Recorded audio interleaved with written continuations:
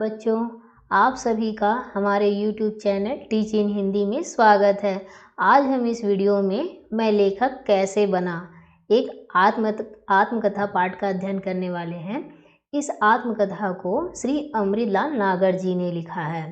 श्री अमृतलाल नागर जी ने इस आत्मकथा के माध्यम से ये बताया है कि उनके बाबा और उनका स्वयं का सपना था कि वो जज बने, लेकिन वो एक लेखक बन जाते हैं। तो हम इस पाठ में यही जानेंगे कि श्री अमृतलाल नागर जी किस तरह से एक लेखक बन गए। बच्चों, अगर आपने अभी तक हमारे चैनल टीच इन हिंदी को सब्सक्राइब नहीं किया है तो अभी तुरंत ही हमारे चैनल टीच इन हिंदी को सब्सक्राइब जरूर कर लें। तो बच्चों, पाठ शुरू करने से पहले हम इस पाठ के लेखक श्री अमृतलाल नागर जी के जीवन परिचय के बारे में जानेंगे। तो देखते हैं इनका जीवन परिचय। इनका जन्म, अमृतलाल नागर जी का जन्म आगरा में 1917 में हुआ था। ये सुसंस्कृत गुजराती परिवार के थे। अब इनका परिचय। अमृतलाल नागर जी ने बम्बई और मद्रास के फिल्म क्षेत्र में लेखन कार्य किया। हिंदी फिल्मों में डबिंग, लखनऊ में ड्रामा प्रोड्यूसर और आकाशवाणी में लंबे समय तक कार्य किया। उसके कुछ समय बाद उन्होंने स्वतंत्र लेखन कार्य को चुना। अब इनकी रचनाएं, इनके कई उपन्यास जैसे कि नाच्यो बहुत गोपाल, सुहाग के नुपुर, अमृत और विष, मानस के हंस को अनेक संस्थानों से पुरस्कृत किया गया है। इन्होंने कहानी, नाटक, यात्रावृत्त, संस्मरण और अनेक विधाओं में रचना की। इनकी मृत्यु फरवरी 1990 में लखनऊ में हुई। अब चलते हैं हम पाठ की ओर। इसका शीर्षक है मैं लेखक कैसे बना। यह एक आत्मकथा पाठ है जिसे श्री अमृतलाल नागर जी ने लिखा है। अमृतलाल नागर जी ने हमें अपनी इस आत्मकथा के माध्यम से ये बताना चाहा है कि उनके बाबा मतलब उनके पिता और उनका स्वयं का सपना था कि वो जज बने, लेकिन वो जज बनने के बजाय एक लेखक बन गए। अमृतलाल नागर जी ने अपने जीवन में लेखक बनने के बहुत से कारणों को बताया है कि वो किस तरह से एक लेखक बने। नागर जी के घर में जब वो छोटे थे उस समय से पंडित माधव शुक्ल जो कवि हैं, निराला जी, आचार्य श्याम सुंदर, पंडित श्याम बिहारी मिश्र, पंडित रूपनारायण पांडे और शरद चंद्र चट्टोपाध्याय जैसे अनेक कवि और लेखकों का आना जाना था। और नागर जी बचपन से इन लोगों के सानिध्य में रहे।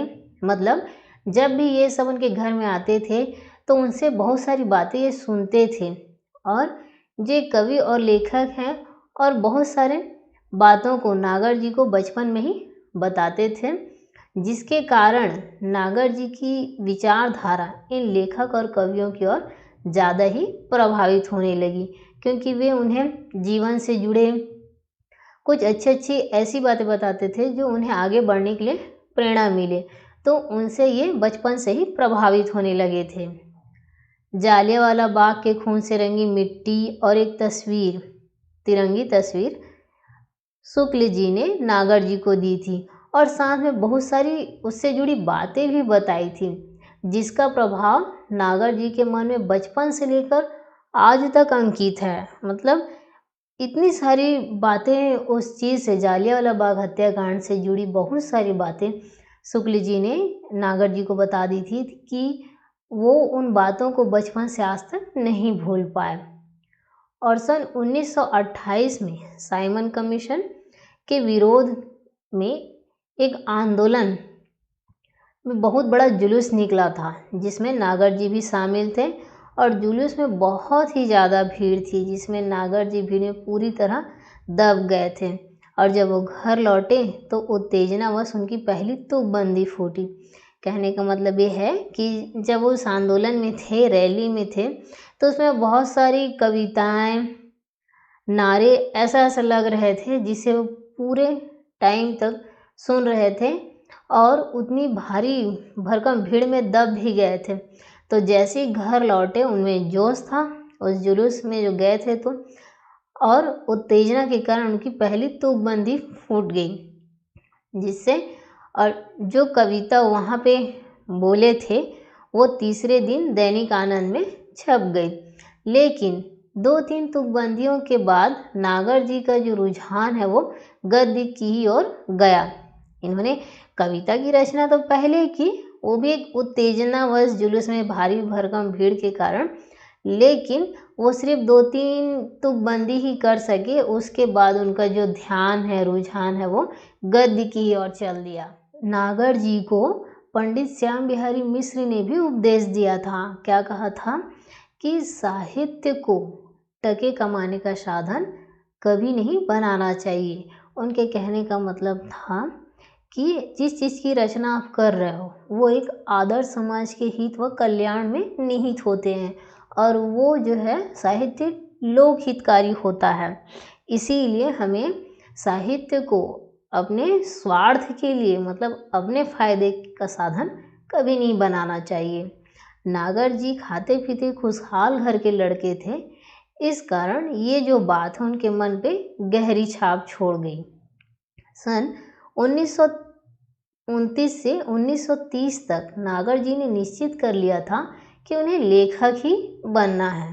अब देखिए वो यहाँ पे बता भी रहे हैं कि 1929 से 1930 तक लगभग उनके दिमाग में ये आ चुका था कि अब उन्हें लेखक ही बनना है। नागर जी के गुरु शरद चंद्र जी थे, शरद चंद्र चट्टोपाध्याय जी। उन्होंने नागर जी को जीवन की बहुत सारी सीख और सुझाव दिए। शरद बाबू ने नागर जी को सुझाव देते हुए कहा कि जो लिखना, जो तुम मतलब लेखन कार्य कर रहे हो, जो लिखना सो अपने अनुभव से लिखना, और अपनी रचना को लिखने के बाद तुरंत ही किसी को मत दिखाना या फिर सुनाने या सलाह लेने की आदत मत डालना, बल्कि क्या करना, उसे 2-3 महीने तक अपनी दराज में डाल देना। दराज मतलब अपना सेल्फ या अलमारी या अपनी टेबल जो खास जगह है वहाँ, और ठंडे मन से स्वयं भी उसमें सुधार करते रहना। तो उनकी सबसे पहले सीख यही थी। उन्होंने नागर जी से कहा कि तुम साहित्य लेखन का कार्य करते हो तो जो भी चीज़ लिखना अपने अनुभव से लिखना, और अपनी रचना को अगर आपने लिख लिया है तो उसे तुरंत ही किसी को ना तो दिखाना और ना ही सलाह लेना या फिर सुनाना मत, बल्कि उसे कम से कम 2-3 महीने तक अपनी अलमारी में सुरक्षित रख देना, और ठंडे मन से स्वयं उसमें जो गलतियां हैं उसमें सुधार करते रहना।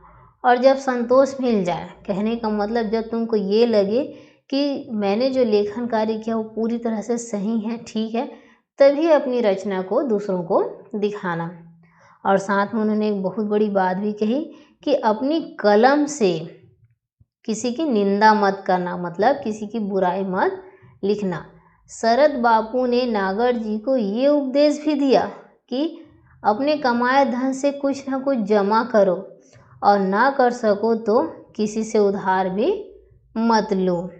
ये बोले कि तुम जो कमाई कर रहे हो उससे जो धन अर्जित हो रहा है उसको कुछ ना कुछ तो थोड़ा बहुत तुम जमा करते रहो, और अगर नहीं कर सकते उसमें से तुम जमा, तो तुम किसी से उधार भी ना लो, मतलब कर्ज ना लो। क्योंकि जब मनुष्य को उधार की आदत पड़ जाती है तो उसका आत्मसम्मान, उसका स्वयं का जो सेल्फ रिस्पेक्टेड कहा जाता है, वो खो जाता है, और वह अपने चारित्रिक गुणों को भी भूल जाता है। इसलिए हमें कभी किसी से उधार नहीं लेनी चाहिए, बल्कि हमें अपने जीवन में ये आदत डालनी चाहिए कि हम जितना भी कमा रहे हैं उसमें थोड़ा बहुत कुछ ना कुछ जमा करके रखते जाएं। 1930 से 1933 तक का जो समय था वो बहुत ही संघर्षशील था, क्योंकि वो अपनी रचना तो लिखते थे और उन्हें छपने के लिए भी भेजते थे, लेकिन उनकी रचना छपती ही नहीं थी, जिससे वो बहुत परेशान से थे। लेकिन उन्होंने हिम्मत नहीं हारी, वे लिखते ही रहे और अपनी रचना को छपने के लिए देते ही रहे। 1933 में उनकी पहली कहानी छपी। तब नागर जी ने अनुभव किया कि रचना का प्रकाशित ना होना बहुधा लेखक के ही दोष के कारण ना होकर संपादकों की गैर जिम्मेदारी के कारण भी होता है। इसीलिए लेखक को कभी भी हताश नहीं होना चाहिए। उसके बाद नागर जी ने अंग्रेजी के माध्यम से अनेक विदेशी कहानियों का हिंदी में अनुवाद करना शुरू कर दिया और साथ ही दूसरों की रचनाएं, मतलब दूसरे लेखक कवि की जो रचनाएं थी उनको पढ़ना भी शुरू कर दिया और साथ ही देश की 4 भाषाएं भी सीख ली। वे ऐसा करके अपने शब्दों का भंडार बढ़ाना चाहते थे। नागर जी कहते हैं कि लेखक को वातावरण से परिचित होना चाहिए, उसे सभी चीज़ की जानकारी होना चाहिए। जिस तरह एक सिपाही के लिए हर दिन अभ्यास करना जरूरी है जिससे वह युद्ध के मैदान में अपने कौशल को दिखा सके, अपनी शक्ति का प्रदर्शन कर सके, ठीक उसी प्रकार लेखक के लिए भी अभ्यास जरूरी है और लेखक को विविध प्रकार के वातावरण से अपना सीधा संपर्क स्थापित करना ही चाहिए। तो इस तरह से नागर जी एक लेखक बन गए।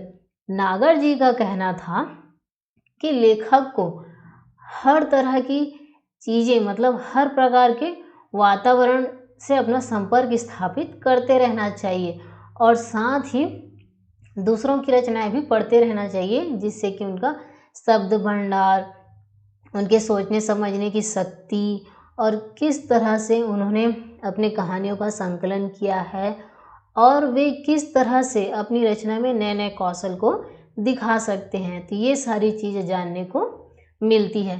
तो ऐसा करते करते हुए नागर जी जो एक जज बनना चाहते थे बचपन से, वो अंत में एक लेखक बन गए। अब चलते हैं हम कुछ महत्वपूर्ण परीक्षा उपयोगी प्रश्नों की ओर, जिसमें सबसे पहला प्रश्न है लेखक बनने के लिए शरद बाबू के क्या क्या सुझाव थे। तो इसमें आप जो शरद बाबू ने नागर जी को जो जो सुझाव दिए थे उसी को लिखना है। उन्होंने क्या कहा था कि जो लिखना अपने अनुभव से लिखना और लिखने के बाद तुरंत किसी की सलाह नहीं लेना, बल्कि उसे 2-3 महीने तक अपनी दराज में रख देना और ठंडे मन से उसमें धीरे धीरे सुधार करते रहना और जब तुमको संतोष हो कि अब इसमें कोई गलती नहीं है तब उसे दूसरे को दिखाना। और सबसे बड़ा सुझाव ये दिया था कि अपनी कलम से कभी किसी की निंदा मत करना। और उन्होंने धन के बारे में बताया था, कहा था कि अपने कमाए धन से कुछ ना कुछ जमा करना सीखो और नहीं कर सको तो कभी किसी से उधार मत मांगना। क्यों? क्योंकि जो उधार की प्रवृत्ति होती है वो मनुष्य को आत्माहीन और मलिन कर देती है। तो इस तरह से आपको लिखना है ये। और उसके बाद है दूसरा, इस पाठ में लेखक ने अपने लेखक बनने के पीछे बहुत सारे कारणों को स्वीकार किया है, तो उन कारणों को लिखिए। आपने अभी सार में पढ़ा भी है कि लेखक के बहुत सारे कारण थे जिसकी वजह से वो लेखक बने, मतलब नागर जी लेखक बने। तो उन्होंने क्या बताया है कि उनके घर बचपन में पंडित माधव शुक्ल, निराला जी, आचार्य श्याम सुंदर दास, पंडित रूप नारायण पांडे जी, पंडित श्याम बिहारी मिश्र, शरद चंद्र चट्टोपाध्याय, ये सब लेखक और कवि उनके घर में आते जाते थे। और बचपन से ही श्री अमृतलाल नागर उनकी विचारधाराओं को सुनते रहते थे, जिसके कारण लेखक जो है वो इन लेखक और कवियों से प्रभावित हो गए थे। और साथ में जालियांवाला बाग हत्याकांड की भी जो कहानी थी, जो हुई थी, वो उनके मन पे गहरी छाप छोड़ी। और साइमन कमीशन के विरोध में जो आंदोलन हुआ था वो बहुत ही सहभागिता साबित हुई इनके लेखक बनने के पीछे, क्योंकि उनकी पहली तुकबंदी उसी समय हुई थी और वो जो कविता है दूसरे दिन दैनिक आनंद में छप भी गई।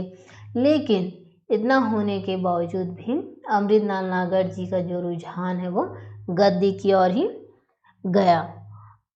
और एक पंडित श्याम बिहारी मिश्र जी हैं, उनके विचार भी उनके ऊपर बहुत ज़्यादा प्रभावित हुए। उन्होंने ये कहा था कि साहित्य को टके कमाने का साधन कभी नहीं समझना चाहिए। फिर 1929 से 30 तक लगभग अमृतलाल नागर जी ने ये निश्चय कर लिया था कि अब वो लेखक ही बनेंगे। उसके बाद तीसरा प्रश्न है, साहित्य को टके कमाने का साधन कभी नहीं बनाना चाहिए, कहने के पीछे क्या विचार है, लिखिए। तो साहित्य को टके कमाने का साधन कभी नहीं बनाना चाहिए, ये पंडित श्याम बिहारी मिश्र जी ने श्री अमृतलाल नागर को समझाते हुए कहा था। क्योंकि साहित्य स्वतः सुखाय नहीं होता, मतलब कभी वो स्वयं से सुख नहीं देता। उसके जो आदर्श होते हैं वो समाज के हित और कल्याण के लिए होते हैं और वह लोक हितकारी होते हैं, लोक कल्याणकारी होते हैं। इसीलिए साहित्य के क्षेत्र में यह सिद्धांत उसकी उत्कृष्टता में मील का पत्थर साबित होता है। कहने का मतलब ये है कि ऐसा चाहिए जो लोगों के कल्याणकारी के लिए हो, उसे अपने स्वार्थ के लिए कभी भी अपनाना नहीं चाहिए, बल्कि उसे ये समझ के अपनाना चाहिए कि इससे लोगों का हित होता है और हमें लोगों के हित में ही साथ देना चाहिए। उसके बाद अंतिम क्वेश्चन है, अंग्रेजों के दावत पर आने के पहले बाबा ने कौन सी तस्वीर हटवा दी, उन्होंने उस तस्वीर को क्यों हटवाया होगा, अपने विचार लिखिए। तो इसका उत्तर आप ऐसे लिखेंगे कि उनके घर में पहले लेखक, कवि और अंग्रेजों का भी आना जाना था, तो एक बार लेखक के बाबा ने अंग्रेजों को दावत पे बुलाया था, तो उनके घर में एक जालियांवाला बाग हत्याकांड की तस्वीर थी जिसे पंडित माधव शुक्ल जी ने अमृतलाल नागर जी को दी थी। तो अमृतलाल नागर के बाबा जी ने उस तस्वीर को हटवा दिया, क्योंकि वह अंग्रेजों को रुचिकर प्रतीत नहीं होता, क्योंकि उन्हीं की वजह से ये हुआ था। और जो जालियांवाला बाग में जो हत्याकांड हुआ उसका प्रमुख दोषी जनरल डायर था। यदि अंग्रेज उस तस्वीर को देख लेते तो उसका प्रभाव ठीक नहीं होता। तो इस तरह से आप इसका उत्तर लिखेंगे। तो बच्चों, आपका ये आत्मकथा मैं लेखक कैसे बना, जो श्री अमृतलाल नागर द्वारा रचित है, उस पाठ का सार और साथ में उससे संबंधित महत्वपूर्ण परीक्षा उपयोगी प्रश्न पूरे कंप्लीट हो गए। मुझे लगता है कि आप लोग को ये पाठ बहुत ही अच्छे से समझ में आ गया होगा। बच्चों, अगर आप कक्षा 10वीं हिंदी विषय के अन्य पाठ का अध्ययन करना चाहते हैं तो डिस्क्रिप्शन बॉक्स में दिए गए लिंक पर क्लिक करके सभी पाठ के सारांश और परीक्षा उपयोगी महत्वपूर्ण प्रश्न उत्तर की तैयारी कर सकते हैं। अगर आपको यह पाठ अच्छे से समझ आ गया हो तो इस वीडियो को लाइक व अपने क्लासमेट को शेयर जरूर करें और साथ ही हमारे चैनल टीच इन हिंदी को सब्सक्राइब करना ना भूलें। धन्यवाद।